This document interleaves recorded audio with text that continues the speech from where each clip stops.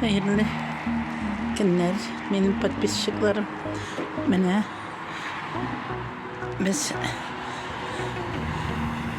şehirde Ceyhut'ta kizde bitip gele kış bula karlar yolda bugün indi motor ettirip Musa Cingır'ın kursiyette hazır kez kış gidip bir neçe günden yakınlaşa ateş bir neçe günden misin? Sırtlar kaçan kış bulasın.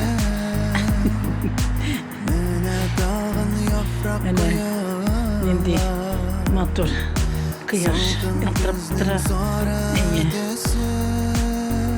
gün motor bulutların indi motor su ettirip yaşat yatağız evi bilen boğay baktı şekerliğe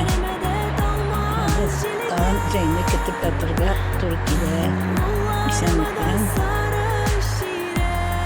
özdürüp Okçada tağın işlerine nasip etsin.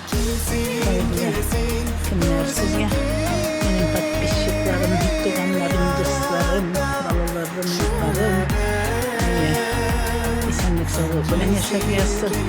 Dünyalardan şansını iyi bekleyin. Emin bulayıkları dostlar. Пока-пока.